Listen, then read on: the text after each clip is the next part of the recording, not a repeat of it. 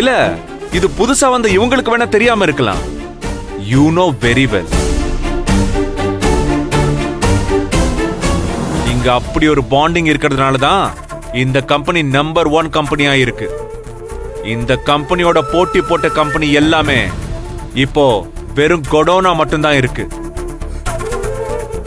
இங்க பாருங்க, இந்த கம்பெனி மட்டும்தான் இன்னைக்கு மார்க்கெட்ல நம்பர் 1 இருக்கிறதுக்கு காரணம் முக்கியமா இந்த கம்பெனில வேலை செய்யற ஒவ்வொருத்தரும் தான். இது ஏன் கம்பெனி, ஏன் முதலாளிங்கிற நினைப்ப அவங்க மனசுல நாம உருவாக்குனதுனால தான்.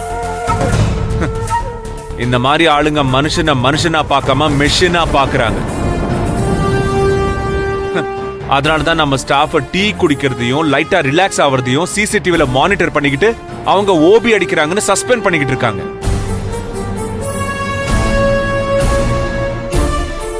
இங்க இருக்கிற மனுஷங்களை மிஷினா மாத்தினா கம்பெனி ஒன்னும் இல்லாம போயிடும். மிஷனா இருக்கணும், மனுஷனா தான் இருக்கணும். மனுஷனை மிஷனா மாத்த முயற்சி பண்ணாதீங்க. அதுக்கு ஒரு நாளும் நான் அனுமதிக்க மாட்டேன். இந்த கம்பெனியை தான் குடும்பம்னு நினைக்கிற தொழிலாளிகளால மட்டும்தான் காலம் கடந்தும் இந்த கம்பெனியை நம்பர் 1 நிப்பாட்ட முடியுது. இது உங்களுக்கு தெரியாததெல்லாம் இல்ல. இந்த உணர்வெல்லாம் ஒரு காலத்துல உங்களுக்கு இருந்துச்சு, ஆனா இப்போ இல்ல. நீங்க மாறிட்டீங்க. ஆனா இந்த தாட்ஸ் ஃபுல்லா என் நந்தினி கிட்ட இருக்கு. இந்த கம்பெனியை எப்படி கொண்டு வந்து நிறுத்துவான்னு பாருங்க. கிழிச்சா இந்த கம்பெனியை இவ தூக்கி நிறுத்த போறாளா? போடா போடா.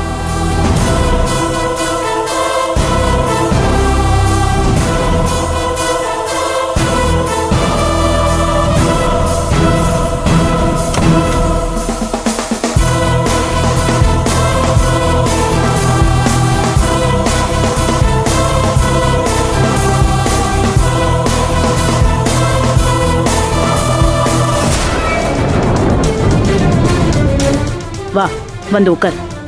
இல்ல, வா, இங்க வந்து உட்காரு. வா. இல்ல மேம், இது உங்களுடைய சீட் மேம். நான் எப்படி? என்னோட சீட். ஆஸ் அ சேர்மேனா நானே என்னோட சேர்ல உட்கார சொல்றேன். அதுக்கான தகுதி உனக்கு இருக்குன்னு அர்த்தம். மதங்கி, பிசினஸ் மேனேஜ்மெண்ட்டை பொறுத்த வரைக்கும் ஒரு முக்கியமான டாக்டிஸ் இருக்கு. அதை நீ முதல்ல புரிஞ்சுக்கணும். வெளியில இருக்கிற எதிரியை ஜெயிக்கிறத விட உள்ளுக்குள்ளேயே நமக்கு பின்னாடி இருக்கிற எதிரியை தான் நம்ம முதல்ல ஜெயிக்கணும். அதாவது பேக் பட்டர்ஸ். யார சொன்னேன்னு உனக்கு புரிஞ்சிருக்கும்னு நினைக்கிறேன். சூர்யா, நந்தினி, அவங்கள முதல்ல ஜெயிக்கணும். புரிஞ்சுதா? என்ன மேம் சொல்றீங்க? சூர்யா உங்க son, Nandini daughter in law. Daughter in-law?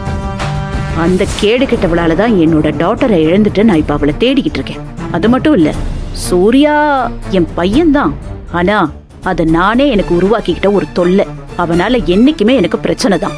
முதல்ல சூர்யா, நந்தினி இந்த 2 பிரச்சனையும் சால்வ் பண்ண பாரு. எப்பவுமே பிசினஸ பொறுத்த வரைக்கும் வெளியில இருக்கிற எதிரியை நம்ம ஜெயிக்கணும்னா உள்ளுக்குள்ள நமக்கு எந்த ஒரு ப்ராப்ளமும் இருக்கக்கூடாது, எந்த தடையும் இருக்கக்கூடாது, எந்த எதிரியும் இருக்கக்கூடாது. அதனாலதான் சொல்றேன், சூர்யா, நந்தினி விஷயத்துல முதல்ல நீ ஜெயிச்சு காட்டு. அதுக்கு நான் எப்பவுமே உனக்கு துணையா இருப்பேன். ஓகே மேம், உங்க வார்த்தைக்கு கட்டுப்பட்டுதான் நான் பொறுமையா இருந்தேன். இப்பதான் நீங்களே சொல்லிட்டீங்க. இனிமே ஏன் ஆட்டத்தை பாருங்க. இந்த விஷயத்தை பொறுத்த வரைக்கும் உனக்கு முழு சுதந்திரம் நான் தரேன். அண்ட் சப்போர்ட்டிவாவும் இருக்கேன். என்ன முடிவு வேணாலும் எடுத்துக்கோ. என்ன வந்தாலும் நான் பாத்துக்கிறேன். சரியா? இது போதும் மேம். இப்பவே எனக்கு யானை பலம் வந்த மாதிரி இருக்கு. நீங்க புள்ளி வச்சிட்டீங்கல்ல, நான் எப்படி கோலம் போடுறேன்னு மட்டும் பொறுத்திருந்து பாருங்க. That's my girl. All the best. Thank you. போய் உன் வேலையை பாரு.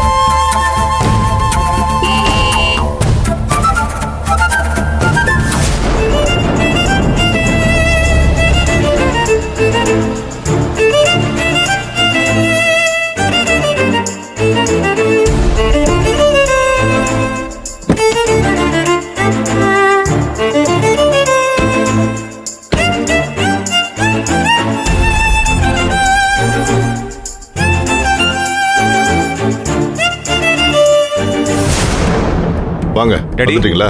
உங்களுக்காக தான் வெயிட் பண்ணிட்டு இருக்கேன். டாடி என்னாச்சு? தாய்க்குள்ள வந்து ஏதாச்சும் ப்ராப்ளம் பண்ணாங்களா? உங்க அம்மா பத்தி உனக்கு தெரியாதா? ஆபீஸ்ல நடந்த எல்லா விஷயத்தையும் கம்ப்ளைண்டா தான் சொன்னா. ஆனா நான் அதை இன்ஃபர்மேஷனா தான் எடுத்துக்கிட்டேன். ஐ நோ டாடி, நீங்க என்னைக்குமே என்ன தப்பா நினைக்க மாட்டீங்க. சூர்யா சஸ்பெண்ட் பண்ண ஸ்டாஃப்காக அவங்கள ஒருத்தரா நின்னு மாதவன் கிட்ட பேசி அவங்க சஸ்பெண்ட் ஆர்டரை கேன்சல் பண்ண வச்சல்ல, ரொம்ப நல்ல விஷயம்டா. அதெல்லாம் உங்களை பார்த்து லேர்ன் பண்ணதான் டாடி. ஸ்டாஃப்ஸை எப்பவுமே ஃப்ரெண்ட்லியா தான் ட்ரீட் பண்ணணும்னு நீங்க தானே எனக்கு சொல்லி கொடுத்துருக்கீங்க. உன்னை நினைச்ச அந்த விஷயத்துல ரொம்ப பெருமையாவும் சந்தோஷமாவும் இருக்குடா. ஆனா ஒரு விஷயம் சொல்லணும்டா. சொல்லுங்க டாடி, என்னாச்சு? ஏன் தயங்குறீங்க? அது இல்ல, ஒண்ணும் இல்ல. நீ மாதவன் கிட்ட பிரச்சனை பண்ணாம அந்த விஷயத்த கொஞ்சம் ஈஸியா டீல் பண்ணிருக்கலாமே. நான் அவகிட்ட பிரச்சனை எதுவும் பண்ணலையா டாடி. நான் நம்மளோட எம்ப்ளாயீஸ்க்காக நியாயம் கேட்டேன். சில ஆளுங்களுக்கு சொல்ற விதத்துல சொன்னாதானே புரியும். அதெல்லாம் கரெக்டு தான். இருந்தாலும் கொஞ்சம் ஸ்மூத்தா ஹேண்டில் பண்ணிருக்கலாம். இல்ல, நான் எதுக்கு சொல்றேன்னா, இப்ப நாம இருக்கிற சூழ்நிலையில நம்ம கம்பெனியை கவனிச்சுக்கிறதுக்கு ஒரு ஆள் வேணுமே. என்ன கொஞ்சம் ஸ்ட்ரைட் ஃபார்வர்டான பொண்ணு, அவளை கொஞ்சம் தட்டி கொடுத்தா வேலை வாங்கணும். இந்த அதட்டல் மிரட்டல் இல்லாம இருந்தா பெட்டரா இருக்கும். டாடி, என்னதான் நாம ஸ்ட்ரெயிட் ஃபார்வர்டா அவங்க கிட்ட இருந்தாலும் அவங்களோட ஆட்டிடியூடே சரியில்லை. எப்படி இருக்கு தெரியுமா? டிட்டோ தாய்க்குள்ள மாதிரியே பிஹேவ் பண்ணிட்டு இருக்காங்க. சத்தியமா தாய்க்குலத்தோட மைண்ட் செட் அப்படியே அவங்க கிட்ட இருக்கு. I know that daddy. இல்லனா நம்ம கம்பெனில இவ்வளவு வருஷமா வேலை பார்த்துட்டு இருக்கிற நம்மளோட எம்ப்ளாயீஸ் அவங்க கிட்ட ஒரு நோட்டீஸ் பீரியட் கூட கொடுக்காம அவங்கள சஸ்பெண்ட் பண்றாளே அவளுக்கு என்ன ரைட்ஸ் இருக்கு? அது தப்பு தானே? இல்ல டாடி, கம்பெனியை டெவலப் பண்றதெல்லாம் ஓகே. அதுக்காக இந்த மாதிரி விஷயங்கள் எல்லாம் நான் என்டர்டெயின் பண்ணவே மாட்டேன் டாடி. அதான் சார், ஐயா இப்ப என்ன சொல்லிட்டாரு? உங்களோட இந்த கோவத்தை கொஞ்சம் குறைச்சுக்க சொல்றாரு. அதுக்கு நீங்க ஏன் கோவப்படுறீங்க? அடவிடுமா, சூர்யாவோட குணமே அதுதானே. ஏய், நீ பயப்படுற மாதிரிலாம் எதுவும் நடக்காது. அப்படி நடந்துருச்சுன்னா நான் பார்த்துட்டு சும்மா இருக்க போறேன். என்ன நீ கொஞ்சம் வேகமா இருக்க, அது வேணா பொறுமையா ஹேண்டில் பண்ணு சொன்னேன், அவ்வளவுதான். நந்தினி, சுந்தரவள்ளிக்காக நான் உங்ககிட்ட மன்னிப்பு கேட்டுக்கிறேம்மா. சாரிம்மா, மன்னிச்சிரு. ஐயா என்ன ஐயா இது? நீங்க போய் என்கிட்ட மன்னிப்பெல்லாம் கேட்டுக்கிட்டு. இல்லம்மா, உன் இடத்துல வேற யார் இருந்தாலும் இவ்வளவு பொறுமையா இருந்திருக்க மாட்டாங்க.